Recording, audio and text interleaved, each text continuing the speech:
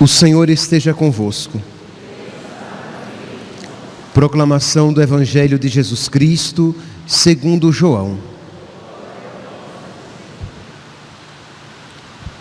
Naquele tempo, Jesus apareceu de novo aos discípulos à beira do mar de Tiberíades. A aparição foi assim. Estavam juntos Simão Pedro, Tomé, chamado Dídimo, Natanael de Caná da Galileia, os filhos de Zebedeu e outros 2 discípulos de Jesus. Simão Pedro disse a eles: eu vou pescar. Eles disseram: também vamos contigo. Saíram e entraram na barca, mas não pescaram nada naquela noite. Já tinha amanhecido e Jesus estava de pé na margem. Mas os discípulos não sabiam que era Jesus. Então Jesus disse: moços, tendes alguma coisa para comer? Responderam: não. Jesus lhes disse: lançai a rede à direita da barca e achareis. Lançaram, pois, a rede e não conseguiram puxá-la para fora por causa da quantidade de peixes. Então o discípulo a quem Jesus amava disse a Pedro: é o Senhor. Simão Pedro, ouvindo dizer que era o Senhor, vestiu sua roupa, pois estava nu, e atirou-se ao mar. Os outros discípulos vieram com a barca, arrastando a rede com os peixes. Na verdade, não estavam longe da terra, mas somente a cerca de 100 metros. Logo que pisaram a terra, viram brasas acesas, com peixe em cima e pão. Jesus lhes disse: trazei alguns dos peixes que apanhastes. Então Simão Pedro subiu ao barco e arrastou a rede para a terra. Estava cheia de 153 grandes peixes. E apesar de tantos peixes, a rede não se rompeu. Jesus disse-lhes: vinde comer.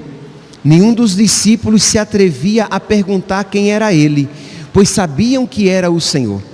Jesus aproximou-se, tomou o pão, distribuiu por eles e fez a mesma coisa com o peixe.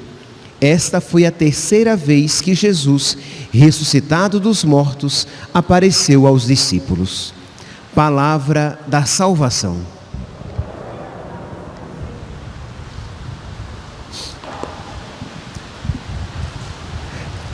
Caríssimos irmãos e irmãs, nós estamos nesta 8ª de Páscoa, em que nós a celebramos como se fosse um único e o mesmo dia de Páscoa, e todos os evangelhos, eles nos apresentam algum aspecto da ressurreição, um momento da ressurreição de nosso Senhor, o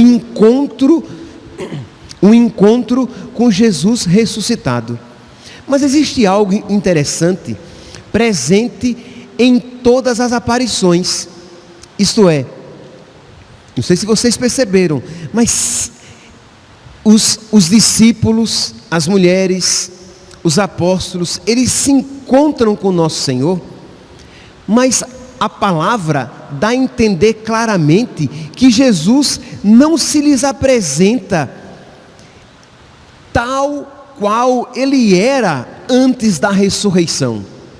Se vocês pegarem, por exemplo, na terça-feira, no evangelho da terça-feira, que foi tirado de João, capítulo 20, versículos 13 ao 15, aquele episódio do encontro com Maria Madalena, João 20, versículo 13 ao 15.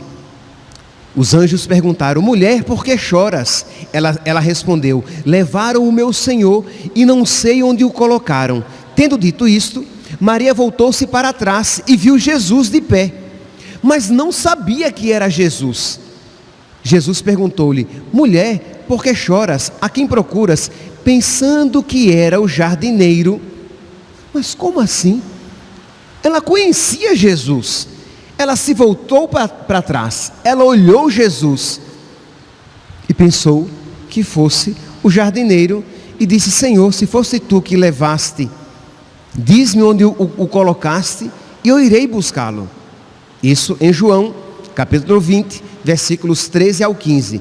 Se vocês pegarem o evangelho de quarta-feira, Lucas, capítulo 24, versículo 31, lá o episódio dos discípulos de Emaús, eles eram discípulos de nosso Senhor, eles tinham seguido nosso Senhor, e diz aqui que eles fizeram todo aquele percurso em que Jesus lhes deu toda aquela catequese e eles não tinham reconhecido o Senhor.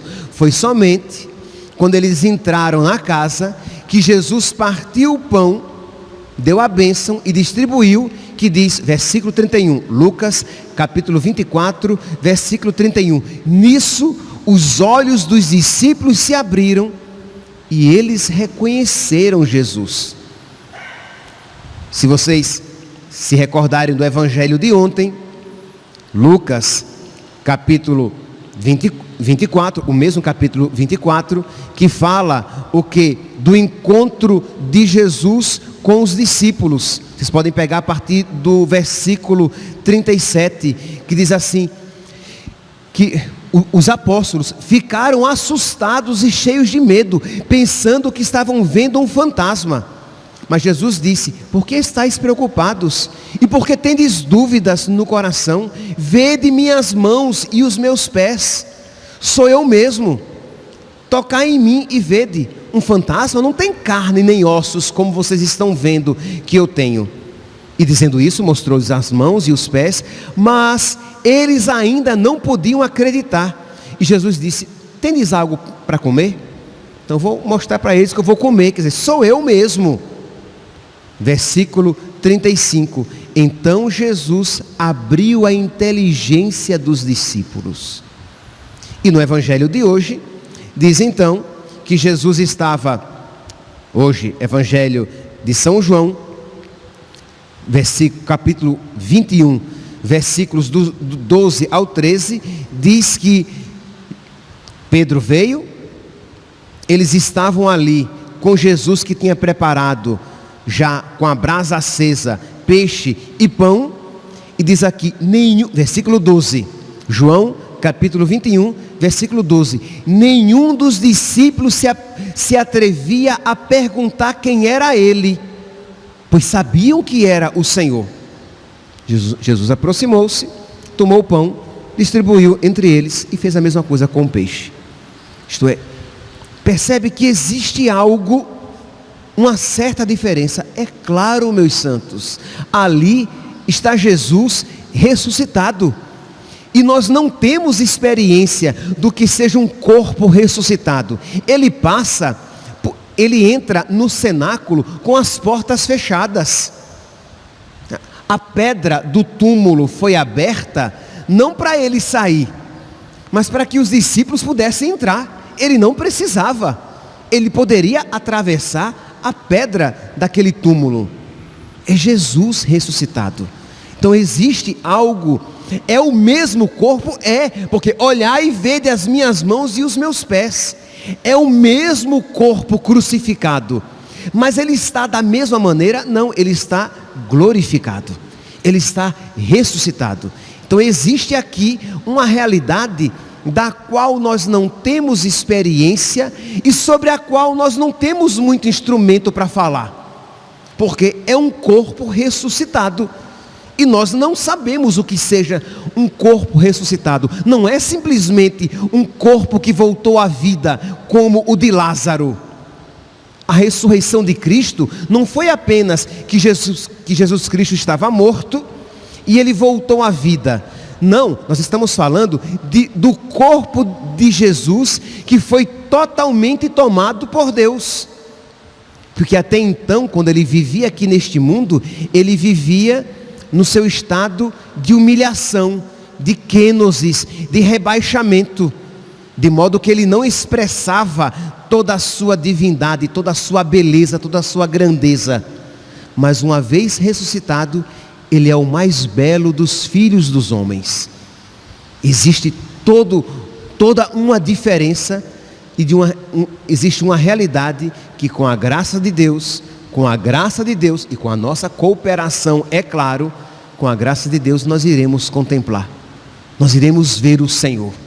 Pois bem, mas diz aqui, voltando para o evangelho de hoje, que numa distância de mais ou menos 100 metros, Jesus Cristo estava à margem do lago de Tiberíades, e João olhou e disse: é o Senhor. Interessante aqui. E diz então que Pedro, quando ouviu isso, vestiu as roupas, jogou-se na água e foi ao encontro de Nosso Senhor. São João Crisóstomo, ele tem uma frase bem interessante. Ele diz assim: cada um com seu próprio caráter. Um tinha maior profundidade, penetração, João. O outro, vivacidade, Pedro. João foi o primeiro a reconhecer Jesus, mas Pedro foi o primeiro a ir-lhe ao encontro. João disse: é o Senhor, mas ficou na barca. Pedro, quando viu é o Senhor, jogou-se na água, né? Cheio de amor também no coração. Mas a João foi concedido a graça de reconhecer o Senhor pelo dom do amor, o discípulo amado e que amava o Senhor. Meus irmãos, nós podemos hoje então nos perguntar: mas padre, como é então que hoje nós podemos ter esse encontro com Jesus ressuscitado? Meus irmãos, na Eucaristia nós podemos dizer: é o Senhor. É o Senhor.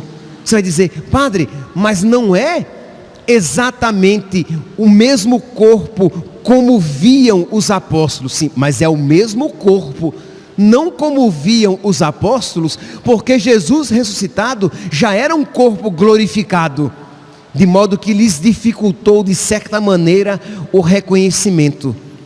Mas se nós tivermos fé, se nós tivermos aquela fé de João, aquele amor de João, nós faremos como Pedro, nós iremos ao seu encontro, nós iremos reconhecer: é o Senhor, e nós iremos entrar na fila para receber Jesus Cristo, verdadeiramente o nosso Senhor, corpo, sangue, alma e divindade. Nós vamos receber uma pessoa. Nós não vamos, e aqui, meus santos, não se engane, nós precisamos pedir a luz do Espírito Santo para que ilumine cada vez mais a nossa inteligência, como lá em Lucas capítulo 24, versículo 45, que diz que Jesus abriu a inteligência deles. Nós precisamos também que a nossa, não apenas a nossa inteligência, mas o nosso coração, que a nossa inteligência, que a nossa mente e o nosso coração sejam abertos, sejam iluminados, para que nós vejamos que é o Senhor, para que nós creiamos que é o Senhor, para que nós partamos ao seu encontro, para que nós também façamos como Pedro, para que imediatamente nós corramos ao seu encontro. E só assim, meus santos, nós iremos compreender o porquê de o católico necessitar primordialmente, principalmente, essencialmente, das nossas igrejas abertas, para eles irem ao encontro de Jesus ressuscitado. Como é que nós poderemos recebê-lo se as nossas igrejas não estiverem abertas, com os sacerdotes celebrando o santo sacrifício, para que o povo de Deus possa manifestar a sua fé, ter a liberdade de manifestar a sua fé e ir ao encontro de Jesus ressuscitado? Meus irmãos, nós precisamos pedir a nosso Senhor que Ele nos ilumine interiormente, para que a nossa fé cresça cada vez mais, para que a nossa consciência de necessidade de Jesus cresça cada vez mais, para que eu tenha essa consciência: eu necessito do meu Senhor, eu necessito de receber o meu Senhor, eu necessito de proximidade física, eu necessito de proximidade física com o nosso Senhor, não apenas virtual, Para receber Jesus na Eucaristia, eu necessito de proximidade física. E para isso, nós precisamos das nossas igrejas abertas, para que o povo de Deus possa participar do santo sacrifício e possa receber a Santíssima Eucaristia, possa receber Jesus Cristo. E eu preciso de proximidade física para receber a Sagrada Confissão, a absolvição dos meus pecados. Ora, eu necessito das igrejas abertas para que eu possa me confessar. É verdade, você pode dizer, padre, mas a contrição perfeita, se você tiver um arrependimento profundo dos seus pecados, sem sombra de dúvidas, você recebe o perdão. Mas, meus santos, infelizmente, muitos católicos em toda a sua vida não tiveram uma contrição perfeita na vida. De modo que, se eles não tiverem o sacramento da confissão, eles vão permanecer nos seus pecados, porque o arrependimento é sempre falho, é sempre um arrependimento comprometido, é sempre um arrependimento mais com medo das consequências do pecado na minha vida. Isto é, eu me arrependo porque, ai meu Deus, eu vou acabar indo para o inferno. Aí eu me arrependo porque, eu quero ir para um lugar bem bom depois que eu morrer. Mas muitos católicos, infelizmente, não cresceram no amor de tal maneira que possam dizer, eu me arrependo porque eu amo a Deus e eu não quero ofendê-lo. E eu estou muito triste de ter ofendido a Deus. E eu amo tanto que me comprometo a nunca mais pecar. Então, meus santos, nós precisamos. Por isso, rezemos hoje, neste dia em que o Senhor ficará exposto para a adoração. Rezemos, peçamos a nosso Senhor que Ele abençoe a nossa nação. Peçamos ao Senhor que Ele abençoe o mundo inteiro.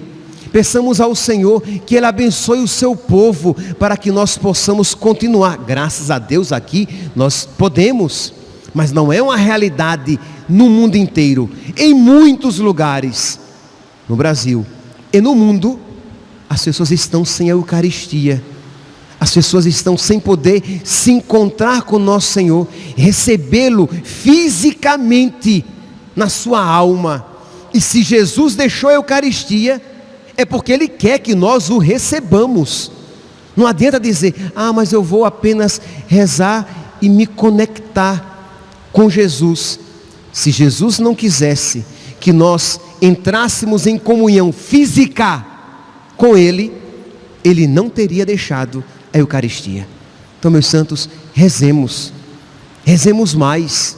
Estamos rezando pouco.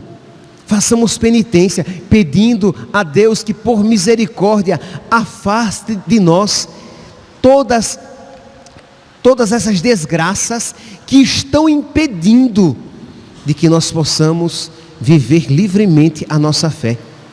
E quando eu digo isso, eu não me refiro apenas à doença, à pandemia, mas a outras forças espirituais satânicas que querem destruir o amor do povo de Deus, o amor do povo católico à Eucaristia.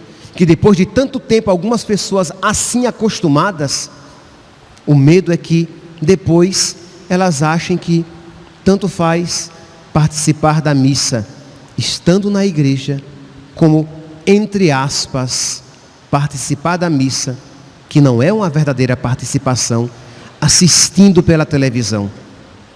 Então, que Deus nos livre desta concepção que nunca foi católica. Que Deus ponha um amor grande nos nossos corações, para que nós, crendo que é o Senhor, possamos fazer sempre como Pedro, correr ao seu encontro. Louvado seja nosso Senhor Jesus Cristo. Para sempre seja louvado.